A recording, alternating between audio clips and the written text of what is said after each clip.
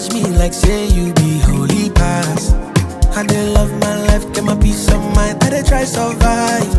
We all be sinners, my body, nobody holy pass. And my happiness comes first, I never come life to stress, yeah. Nah, ooh, I be like Terminator, I dey deliver, I pass the doctor. Nah, ooh, I be like Terminator, I dey deliver, I pass the doctor. Nah, ooh, I be like Terminator, I dey deliver, I pass the doctor. Nah, ooh, I be like Terminator, I dey deliver, I pass the doctor.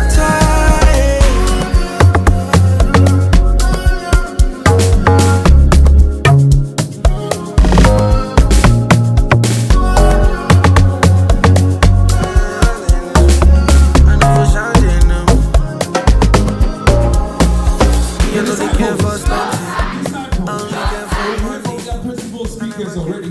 Boating Kojo Newton 4. Upon Memorial and Grace Ayaboya 4. Anglican Senior. Some impressions laid down by them. My opponent made an assertion that he deters others from engaging in corruption. While my opponents have presented evidence to contradict my point, they fail to address the limitation. Even if it deters individuals from engaging in corruption, have we considered the privacy concerns that emerge with these publishing of assets? The chair, such a measure is an invasion of privacy leading to the discomfort of these officials. This, as we all know, is a cardinal sin against the institution because it violates the fundamental human rights, and I am tempted to believe that this is why the new law has omitted publishing of assets. The chair, all my opponents have already defined terms in the motion. We are of the view that providing a brief context to why we are here debating this motion will bring the true meaning of the motion to light. Today's motion requires a step further from asset declaration to publishing or making public the assets of all public officials. Historically, asset declaration can be traced in Ghana to the Second Republican Constitution, which required the Prime Minister and other ministers upon assuming office to declare their assets and liabilities in writing to the President. The 1979 Constitution enjoined all public officials to submit a written declaration of all their assets and liabilities to the Auditor General. The PNDC government enacted political and public office holders law on declaration of assets and eligibility in 1992. This law was quite stringent and required 1. Public officials and their families to declare their assets and liabilities.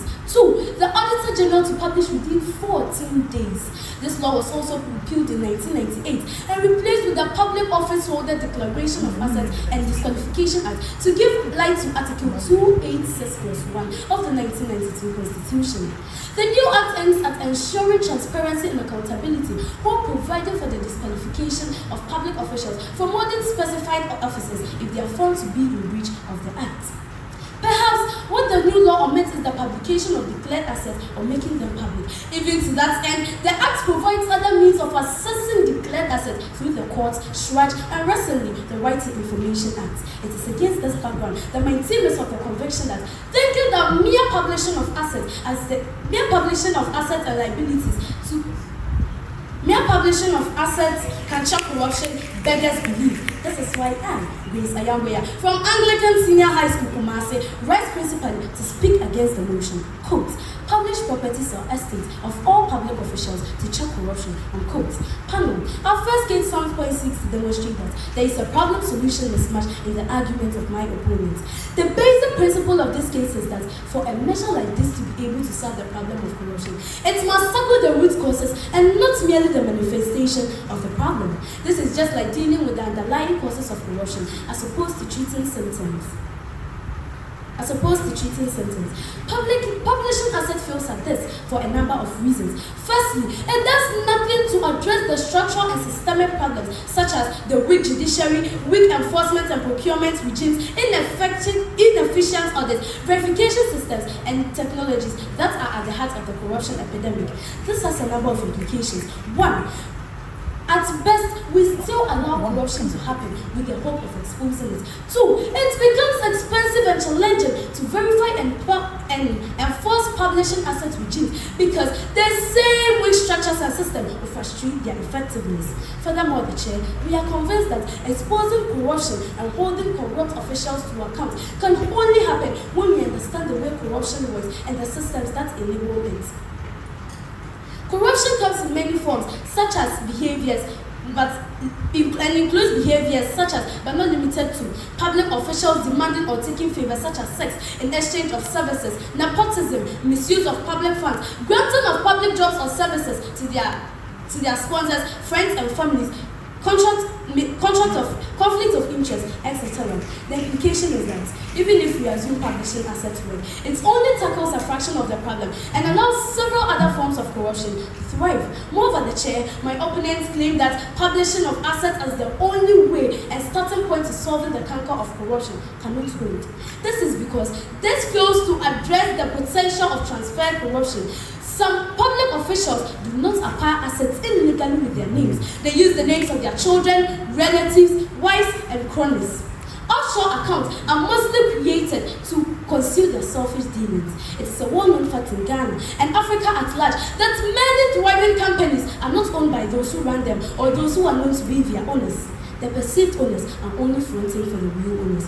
Pulse.com.gh on 18th May 2022, report of an investigative tagged Fourth Estate, which tagged contract for sale, where the former CEO of the Public Procurement Authority was figured through investigative journalism and not asset declaration or publishing to have created companies in the names of his wife and brother-in-law, which benefited from sole sourcing of contract documents. Hence, publishing assets and properties in public favor will not trace such ill-gotten assets to them. In addition, there is a principal need to consider the privacy concerns that emerge with publishing of assets. Such a measure is an invasion of privacy, leading to discomfort and potential concealment of assets.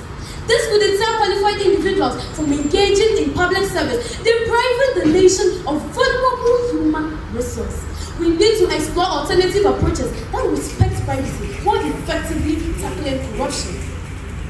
My opponents will assert that by publishing detailed information about the estate, properties, and financial holdings of public officials, it becomes easier for malicious actors to track and monitor their assets. This knowledge can be used to devise sophisticated schemes aimed at defrauding and coercing these officials, jeopardizing their safety and that of their loved ones. The fear of becoming a target can create an atmosphere of insecurity and unease among these public officials. This presents an inevitable cost for the state to provide further security for these officials.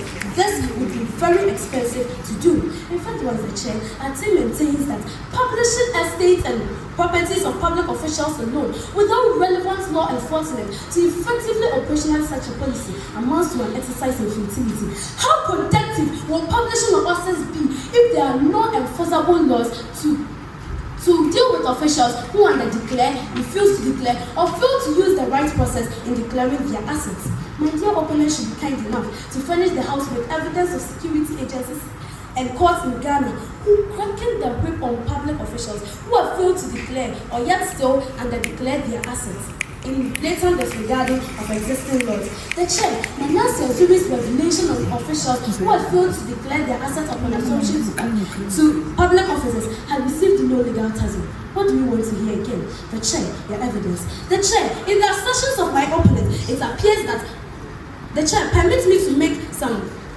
to correct some unpardonable mistakes made by my opponents. In the assertion of my opponents, it appears that publishing assets to check corruption works in a setting in Ukraine and United States very different from ours.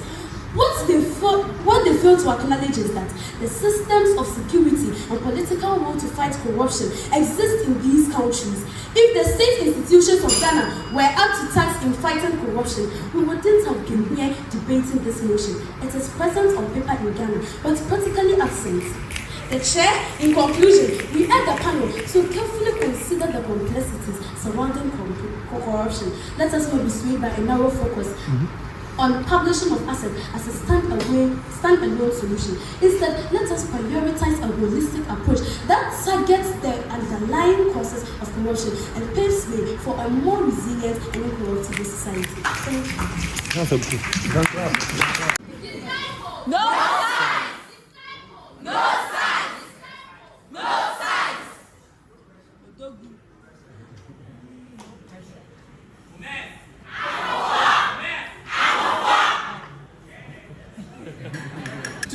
the lucid and cogent arguments adduced by my principal speaker on the day's motion could publish properties or estates of all public officials to check corruption, unquote. I solemnly speak against the motion. Leon rightly emphasized that the fight against corruption begins with political integrity and strong political leadership. Integrity in simple terms means doing what you say you will do. However, in Ghana, there is clear lack of political will among public officials to follow through on their promises, and this is not even a subject open for debate. There is ample evidence to support this claim, as you and I have witnessed our country engage in various battles such as the fight against illegal mining, which is galamsey, and corruption, only to come out unsuccessful. The chair, your evidence. These able-bodied young men who are involved in this activity to find an alternative landing. So it's a package. It's a package that we have designed to try and bring this menace to a conclusion. I've said it in the cabinet, and perhaps it's the first time I'll be saying it in public. I am prepared to put my presidency on the line on this matter. The chair, even with this, even with the president putting his presidency on it, corruption has not been checked, which is illegal mining. From a primary perspective, it is evident that the lack of political will is the crucial factor that works against us in these circumstances. Mere publication of assets and properties of public officials is not sufficient to effectively combat corruption. Political will is the starting point. Without this will, all we have are empty slogans and equivocation. Impartial panel of judges, the import of the motion are supported, but my opponent is a clear case of selectiveness in the face of numerous proven efficacious measures to combat corruption. Ladies and gentlemen, our latest church reveals that there is indeed a plethora of ways to combat corruption, as opined by Transparency International, effective law enforcement, public administration reforms, empowering citizens, closing of international loopholes, and of course, promoting of transparency, for which publishing of asset falls are all identified as factors to curb corruption. The chair, our worry is, upon all the tried and true means of fighting corruption, why should only publishing of assets be sifted out of the lot to be the only means to curb this evil? The chair, we are of the view that in the fight against corruption, there is no one approach that fits all. Hence, selecting of publishing of assets and properties alone is akin to suffer from selective amnesia. Seriousness demands that we should leave no stone unturned in fighting this conduct. To select a measure and expect it to fight the problem of corruption is without doubt a lazy man's approach. The chair, my opponent's position on the motion necessitates a stern refutation if all and sundry are indeed to be committed to fighting this bane of corruption. It is for this reason my principal speaker and I repudiate this motion. Ladies and gentlemen, with the greatest of respect, we do not claim that publishing of assets does not or cannot fight corruption. No. Although the practice has a propensity of limiting corruption to certain degrees, our conviction is that to what extent? People who engage in corruption do so because of greed that characterizes their unbridled desire to amass wealth. And my respected opponent contending that once an official's assets are declared, it automatically extinguishes the greed that propels him or her to engage in further corruption. No. Such people will do whatever possible to find ways to sustain what gives them comfort, corruption. The chair, we avow that publishing of assets and properties of public officials is not disincentive enough to fight corruption. The chair, publishing of assets and properties of public officials is merely a tip of the iceberg. The chair, permit me to refute some erroneous impressions laid down by the opposition team. The chair will respectfully disagree with the opponent's assertion that public officials are provided with security escort, hence their lives are secured upon exposure of their assets of public. The panel, security escorts in Ghana. Hey, weren't we all in this country when the former MP of Obuaka North, Joseph Boache, being murdered in his own house? The chair, is this what my opponents are calling maximum security? The chair, again, my opponents claim that concerned citizens can scrutinize assets of public officials. These citizens are informed by the media houses. These media houses are also owned by these public officials we are talking about. Mutumi TV belongs to Chama Mutumi. Netu TV belongs to Honorable Kennedy Japon.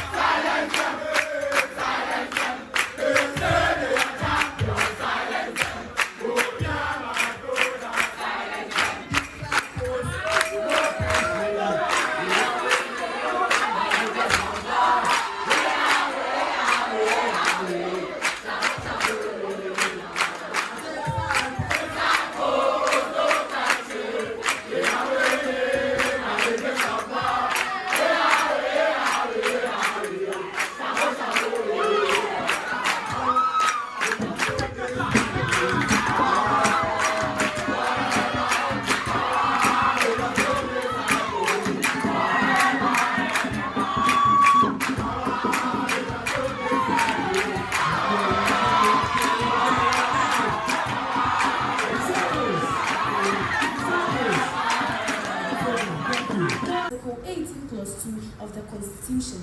4. Publishing assets will be ineffective at checking corruption in the wake of weak law enforcement as it pertains now, because this same institution will frustrate the publishing regime. 5. Several forms of corruption, such as sex for favors, nepotism, favoritism, conflict of interest, cannot be exposed by mere publishing of assets. 6. We believe that political will and integrity are the starting point to checking corruption in the public service. Without these, publishing estates will do nothing in the corruption fight. 7. Our opponent stands amount to a clear case of selectiveness in the face of numerous proven efficacious measures at combating corruption, and a case of selective amnesia. 8. Corruption is fueled by greed, and without the extent to which publishing estates of public officials can check such greed, virtually impossible. The chair permits me to correct or refute some erroneous impressions laid down by my discomfited opponents. My opponents mounted this statement saying, and I quote what they said: My opponent, we never said publishing assets is the only way to check corruption. Unquote. The chair, this is evidently clear that my opponents here have not been listening to us all this while. I rather said my opponents claim that the way or starting point of checking corruption amounts to an exercise in futility. Again, they misquoted us by saying that we said the lack of political will cannot check corruption. The chair, we didn't say that. What we rather said is that asset publishing without political will and robust legal orders cannot check corruption.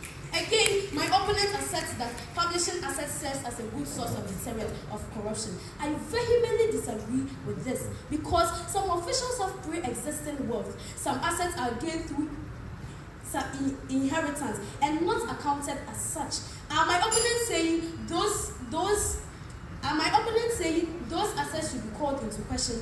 Let's take a scenario. Before I was coming to hold a public office, I inherited something from my uncle or my grandfather, or even when I came in position, I inherited something. When I'm declaring my assets and I come to see things more than what I should have gained, do they have to check those things? And this would amount to such individuals may be touted as corrupt since they declare something less at the start of the term and within the term. By this tarnishes their reputation and integrity.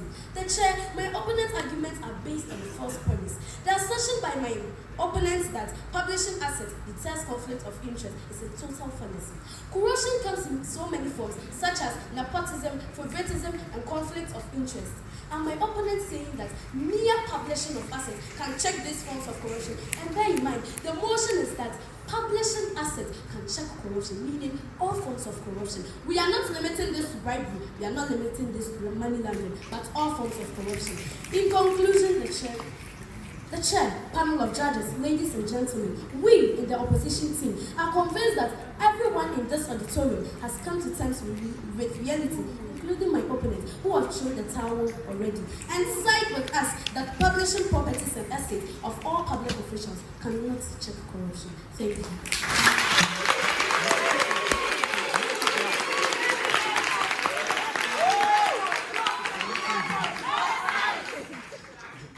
On behalf of the organizers of this debate, We say a big thank you to each and every one of you in this auditorium. We say a big thank you to those of you listening to us on radio on Love 99.5. We equally say a big thank you to those of you making time to watch us on television and also watch us on Facebook. But don't leave us yet, because the results are yet to come for us to determine which school is going to make it to the next stage of the competition.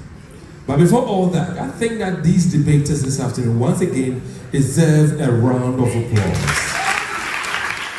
Upon the Memorial was this afternoon represented by Boating Kojo and a J. Gideon. No mess! No mess! No mess! On your behalf, I say thank you to Boating Kojo and a J. Gideon. Disciples! Disciples! Disciples! He has many names, Supercast, Anglican Senior High, and all that. On your behalf, I say thank you to your mentors, Grace Ayamboya and Ivan Kwating. Before the competition started, before the debates began, Patricia engaged with some of the patrons as well as some of the students of the school. And they bragged, they yelled, they talked big. In a few minutes from now, we'll see whose bragging went through. I will begin with results of Anglican Senior High. That's what is in front of me. So you were told about organization and clarity. One judge scored 24, the other scored 20, the other 22. Let's do the mathematics. 24, 20, 22 amounts to 66. That is by way of organization and clarity. By way of argument and development, for Anglican Senior High School, one of the judges scored 21 for you, the other scored 20, and the other scored 22. So 21, 20, 22 amounts to 63. Effective use of rebuttal. A judge scored 9 for Anglican Senior High, a second judge scored 10, the third judge also scored 10, so 9, 10, 10 is 29. And then by way of presentation style, one of the judges scored 11, another scored 11, and yet the other scored 12, amounting to 34. 11, 11, 12, 34. Let's now talk about role as a particular debater. One of the judges scored 7, the other scored 6, and the other, the last judge, scored 8. That makes 21. So 7, 6, 8, 21. So again, let's do the calculation. For Anglican Senior High, 66, 63, 29, 34, 21 amounts to 213. That's for Anglican Senior High. Now the results for Opong Memorial. By way of organization and clarity, one of the judges scored 26, the second judge scored 24, the judge third one scored 25, amounting to 75. Please, please. So again, organization and clarity, 26, 24, 25 amounts to 75. Argument and development, one of the judges scored 23, second judge scored 24, the third judge also scored 24, 23, 24, 24 amounts to 71. Effective use of rebuttal, one of the judges scored 9 for Opong Memorial, the second judge scored 6, the last judge scored 11, amounting to 26. 9, 6, 11 amounts to 26. Presentation style, ladies and gentlemen, one judge scored 13, the second judge scored 14, the third judge also scored 13. 13, 14, 13 amounts to 40. Role as a particular debater, one of the judges scored 9, the second judge scored 8, the third judge scored 10. 9, 8, 10 amounts to 27. The calculation. 75, 71, 26, 40, 27 amounts to 239. The school that has qualified for the next stage of the competition is Opong Memorial.